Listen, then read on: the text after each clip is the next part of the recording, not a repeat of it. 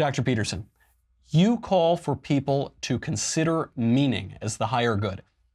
You write, consider then that the alleviation of unnecessary pain and suffering is a good. Later in the book, you call Satan and our image of hell a dreamlike fantasy. Later still, you say that hell is metaphysically true. In the final chapters, you write a very moving, what seems to be series of prayers to, quote, the source of all revelatory thought in a discussion with God. My question, which is it? I'm not asking about metaphor or symbol and symbolized or signifier and signified. Is God fact or fantasy? Maybe God's both. But if you had to pick one, I don't mean to be glib about it. Well, no, I don't think you can do that in a discussion like this, because you're talking about matters where the distinction between those things actually starts to blur. Because there's a reality, for example, there's a reality to fantasy that we don't really understand. Fantasy is how new things come into being. And fantasy has a structure. It has this archetypal structure. And so, let's see if I can come up with a better... I can't come up with an answer to that that's so blunt, because look, one of the things I mentioned while we were having this discussion was that our legal system is predicated on the idea that each individual is made in the image of God, and that there's actually a reason for that, that it's tied into the Judeo-Christian narrative. And the narrative suggests that the way that you bring habitable order, the habitable order that is good, into being, so that's what happens in Genesis at the beginning of time, is by using truthful speech.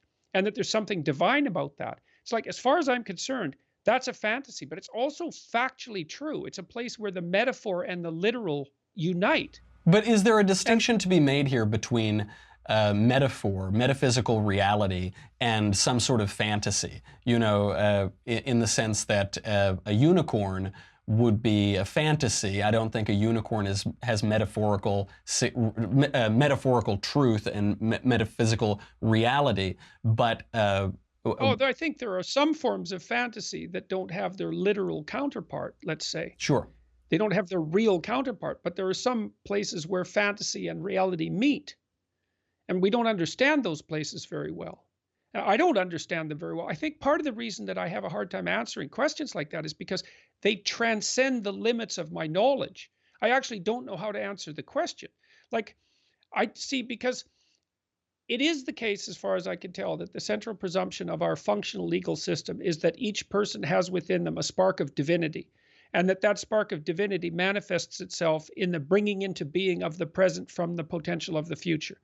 I think that's all true. Is that a fact? Like, is that the sort of truth that we would call a fact? I think so. It isn't this.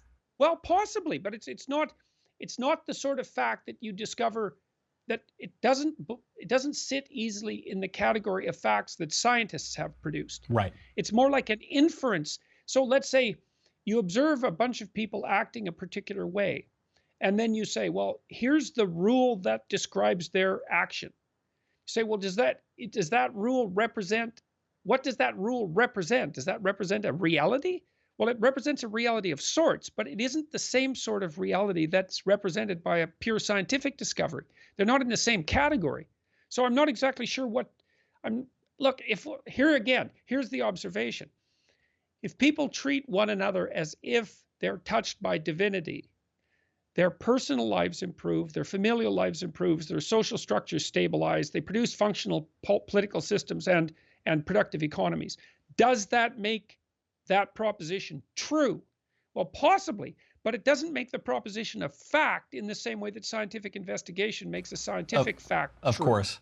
I asked the question in this... complicated. I asked the question in this way because I think you write with heartbreaking beauty about Christianity, about the metaphysical logos that is made flesh and dwells among us. And watching you write about this in the book is hugely edifying. So we talk about theological issues a lot on the show. I highly recommend that everybody goes out and reads 12 rules for life. And also, I press the question that way because my bishop promised me a toaster if I could baptize you. But we might have to save that for another program. Dr. Peterson, thank you so much for being here. It has been a wonderful conversation. I will finally allow you to go on and move on with, I'm sure, your very busy rest of your day. Well, thank you very much for the interview and for the conversation.